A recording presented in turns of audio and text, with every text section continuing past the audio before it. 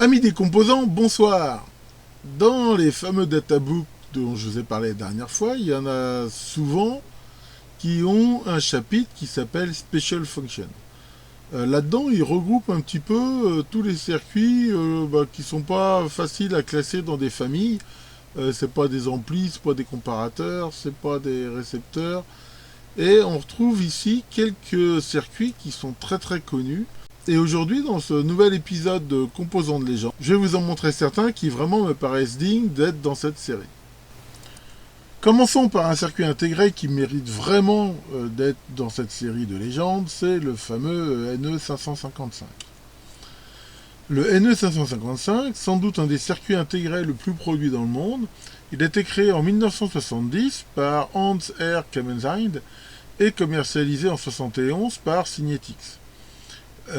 Même maintenant, presque 1 milliard d'unités sont fabriquées par an. Je ne sais pas si vous vous rendez compte, 1 milliard, c'est quand même pas une paille. C'est un circuit, c'est vrai, qui est génial, parce qu'il permet de faire beaucoup de choses, il est très bien conçu. On peut l'utiliser de plein de manières différentes, principalement en monostable ou en astable, c'est-à-dire en oscillateur. Mais en fait, on peut faire pas mal de systèmes avec. Bon, là, le but de la vidéo, c'est pas de parler du 555, de toute façon, on en trouve beaucoup sur le sujet. Mais c'est vraiment un circuit qu'on peut utiliser à toutes les sauces. Alors maintenant, il existe en plein de variantes, des variantes plus rapides, il y a une variante CMOS qui consomme beaucoup moins. Au niveau boîtier, on l'a en CMS, enfin bon, c'est vraiment un circuit qu'on retrouve un peu à toutes les sens et chez énormément de constructeurs. Alors pour info, il existe aussi en version double, c'est le 556, c'est deux 555 dans le même boîtier. Et une version qui est un peu moins connue, c'est le 558, c'est 4 monostables qui ressemblent un peu à ça dans le même boîtier. Alors c'est un circuit qui était utilisé par exemple dans l'Apple II. Toute la gestion des manettes de jeu était faite avec un 558 qui gérait les deux manettes XY pour chaque manette.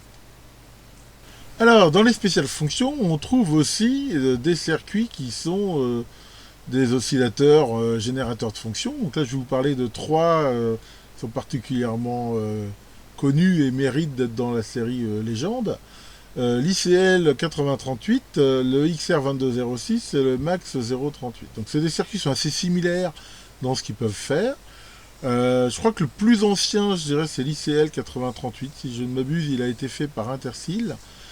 Ces circuits-là, je vous ai mis ici là, le schéma vite fait du 2206. Ils sont à peu près tous faits de la même façon, à savoir un VCO. Un VCO, c'est Voltage Control Oscillator. C'est un oscillateur commandé en tension. Oscillateur qui donne un signal carré, rectangulaire, on va dire, et triangulaire. Et c'est suivi de ce qu'on appelle un conformateur en français, ils appellent ça un shaper. C'est un circuit qui va transformer par une sorte d'approximation un petit peu successive de tension le signal triangulaire en pseudo-sinusoïde. Alors bon, c'est fait plus ou moins bien, faut bien les régler si on veut pas avoir trop de distorsion, mais enfin on va dire que ça le fait quand même pas mal.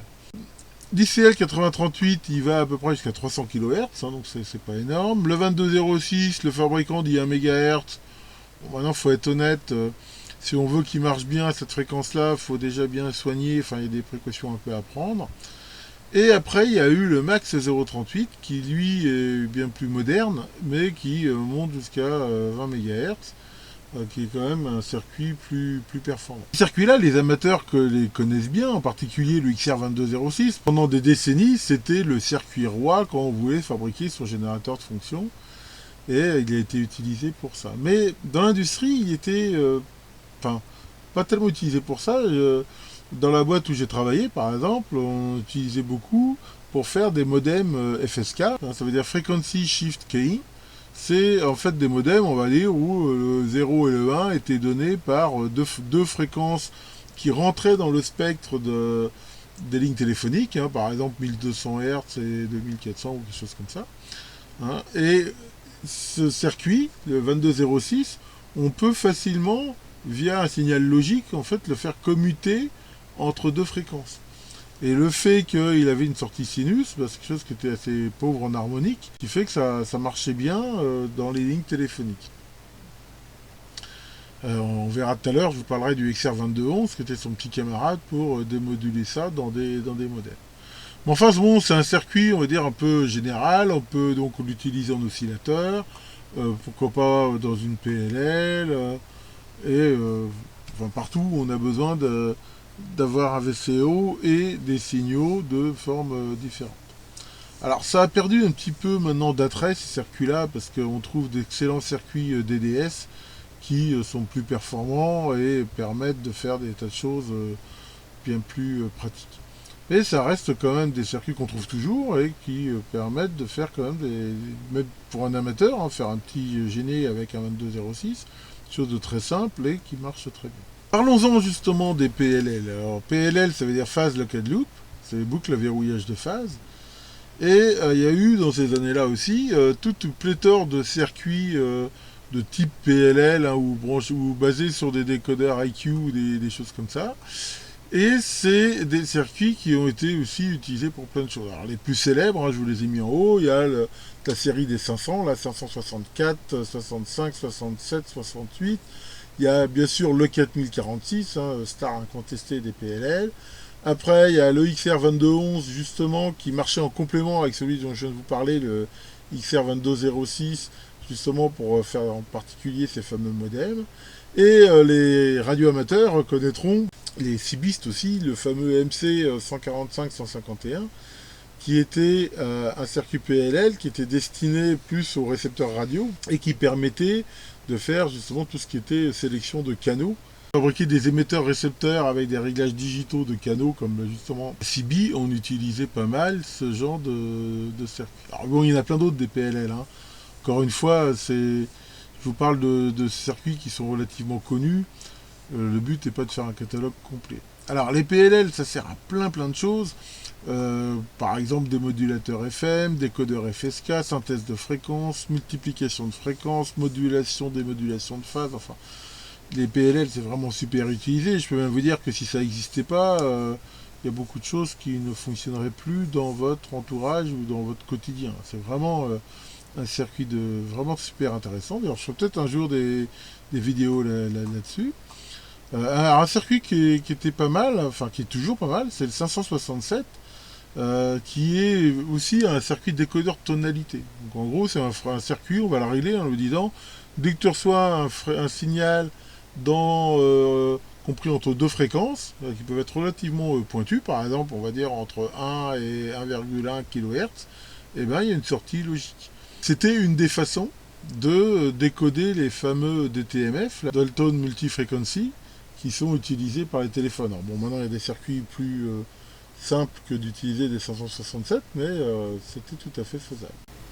Ces circuits dont je viens de vous parler, beaucoup d'entre eux utilisent des cellules de Gilbert, en anglais Gilbert Cell, et deux circuits qui sont aussi très connus, qui sont en fait basiquement des cellules de Gilbert, c'est le 1496 et 1596. Donc là, encore une fois, toutes ces références-là, je donne que la partie générique, puisqu'ils existent en MC, selon les fabricants, les lettres devant peuvent varier. Alors les cellules de Gilbert, il y a eu quelques vidéos très intéressantes faites là-dessus par WAView.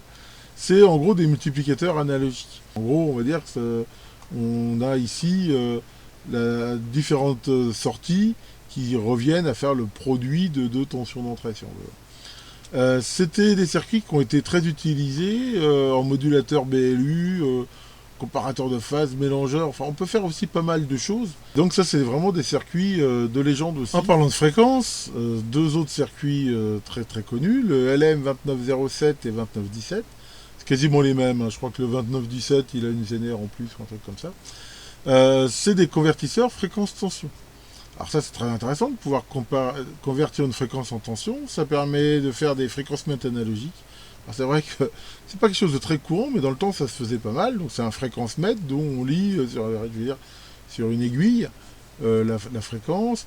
Ça va permettre de faire des tachymètres, des contours. C'est des très bons circuits, hein, c'est fiable. Il faut prendre des bons condensateurs si on veut que ça marche, ça reste stable.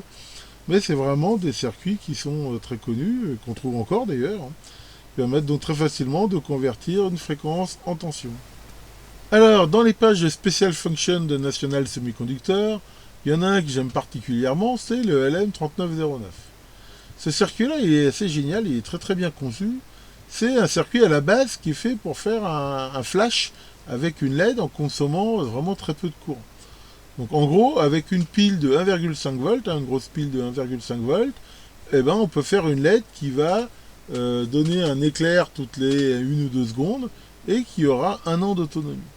Alors ça c'est super intéressant, ça permet de marquer une sortie de secours, l'emplacement d'une lampe, enfin de tout ce qu'on veut. Mais c'est aussi un circuit qui est très marrant parce qu'on peut beaucoup bidouiller avec. Déjà quand on regarde le datasheet, il donne plein d'exemples, mais c'est vraiment un circuit, moi je me suis très souvent amusé avec. Et c'est vraiment un circuit sympa, on le trouve encore assez facilement. Moi j'en ai acheté en Chine à un prix assez, enfin tout à fait normal. Faut savoir que par exemple une des applications que j'ai faites avec, si vous allez chez Jiffy par exemple, on trouve ces petites bornes solaires à 1 euro. Hein, ces bornes elles ont quand même une LED, un petit joule-kiff pour augmenter la tension, une batterie, une cellule solaire, un boîtier, enfin tout ça pour 1 euro. Et si on rajoute un circuit comme ça dedans, ben, on peut en faire une lumière qui clignote la nuit par exemple.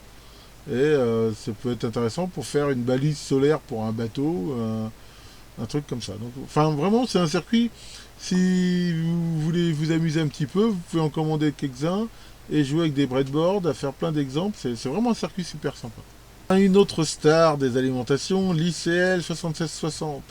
Circuit qui a aussi été hyper utilisé et qui, enfin le principe est tout bête mais c'est assez génial quelque part. Ça consiste à pouvoir commuter un condensateur en parallèle ou en série. L'idée c'est que en gros, on voit ici vraiment le schéma d'application le plus bête pour faire une tension négative. Il y a deux fêtes qui vont brancher un condensateur de 10 microfarad sur l'alimentation, donc il va se charger, et après, hop, ils vont commuter entre une sortie négative et la masse. Ce qui fait que bah, c'est comme si à la main, on branchait le condensateur ici, puis rapidement on le débranchait et on le mettait là. Comme on remet ici un petit condensateur de filtrage, et ben, ça permet très facilement de convertir une tension positive en une tension négative, qui est alors, un tout petit peu moins élevée, mais enfin, ça marche très bien. Donc typiquement, on a du, je sais pas, du plus 5 volts, et ben on peut avoir du moins 5 volts. Mais on peut faire d'autres bidouilles avec, on peut doubler aussi la tension. Donc, on peut rendre une tension symétrique. Enfin, on peut faire pas mal de choses assez sympas. Bon, faut pas s'attendre à avoir des puissances de l'ampère, hein. C'est pas fait pour avoir vraiment une grosse puissance. Mais ça dépanne bien, et enfin, moi ça m'est souvent arrivé d'en utiliser. Si on a besoin d'une petite tension négative pour un ampli hop, pour quelque chose, et ben ça permet d'en faire une très facilement. Et c'est vraiment un petit circuit sympa. On pouvait même s'en servir, même si c'est pas vraiment le top, pour faire les fameuses tensions négatives, pour faire des liaisons série. Bon, c'est un peu limite, hein, normalement, il faut mieux prendre des max 232, hein, ce circuit dont je vous parlerai peut-être un jour. Mais c'est quand même un circuit qui est vraiment super dès qu'on a besoin comme ça d'avoir une petite tension. Un autre circuit qui rappellera sans doute beaucoup de souvenirs à des amateurs, c'est le fameux MM53200 et son clone, le UM3750, bien que la tension au niveau alimentation ne soit pas complètement compatible, et toute la série des MC 14, 50, 26, 27, 28, 29. Alors ça c'est quoi? C'est des circuits codeurs-décodeurs. Et dans le circuit là, des 26, le 26 si je me rappelle bien c'est un codeur, et 27, 28, 29 c'est différents types de décodeurs. Le principe de ces circuits là, c'est des circuits qui vont permettre d'encoder une combinaison logique ou un signal même binaire de façon très fiable et de le décoder à l'autre bout aussi de façon très fiable. Sachant que le circuit lui-même ne s'occupe pas de comment le signal va être transmis. Donc derrière, on peut mettre de l'infrarouge, on peut mettre de l'ultrason, de la radio, des petits modules, enfin à peu près tout ce qu'on veut. Et ça, c'est vraiment des circuits qui sont sympas et qui sont très très fiables et qui permettaient par exemple de faire des télécommandes, des trucs pour commander des lampes, des portes de garage, tous ces trucs-là. Et c'était vraiment assez sympa. Alors c'est vrai que maintenant qu'on voit que pour moins cher, on a un petit Arduino où on peut faire pas mal de choses, je veux dire, c'est sans doute un peu moins utile que ce que c'était. Mais ces circuits ont vraiment permis à des générations d'amateurs de se faire des petits modules de domotique simples et performants. Special Function, je pourrais vous en parler toute la nuit. On va peut-être se calmer un petit peu. Pour finir, je vous ai mis un circuit qui n'est pas très très connu, surtout pour les amateurs, mais qui était un circuit que j'ai toujours trouvé fascinant.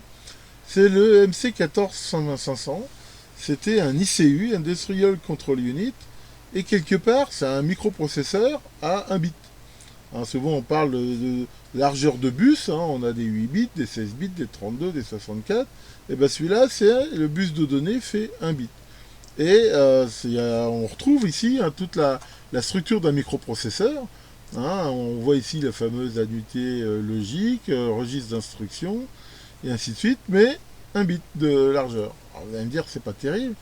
C'est pas terrible en effet pour faire des calculs, des choses comme ça, mais pour faire des automates qui traitent des opérations booléennes, c'est très performant, et à l'époque, c'était vraiment un circuit qui a été pas mal utilisé dans certains automates. J'en avais quelques-uns, j'ai beaucoup joué avec quand j'étais étudiant, parce que c'est un circuit qui m'a toujours, j'ai vraiment trouvé rigolo. Hein, à l'époque, je m'amusais aussi pas mal à faire des microprocesseurs simplement en TTL avec des portenants, des choses comme ça. C'est un exercice assez marrant. Donc celui-là, c'est pas vraiment un circuit de légende dans le sens où il n'est pas vraiment très connu, surtout du grand public. Mais je veux dire, c'est un circuit original et si vous cherchez un petit peu, on trouvera facilement son datasheet sur internet et vous pourrez regarder un petit peu ça comme une curiosité. Donc voilà pour ce nouvel épisode de Composants de légende. J'en ferai encore d'autres. Hein. En fait, on s'aperçoit que y en a quand même beaucoup, beaucoup, beaucoup. Alors je vais pas faire que ça non plus parce que bon, ça deviendrait lassant à la fin. Hein. D'ailleurs, si vous avez certains composants dont vous voulez que je parle particulièrement, n'hésitez pas à m'envoyer des messages. Si cette vidéo et cette série vous plaît, mettez des likes, des commentaires, des questions. Que l'omnipotent Facelock vous verrouille sur la fréquence du bonheur et à bientôt pour de nouvelles vidéos.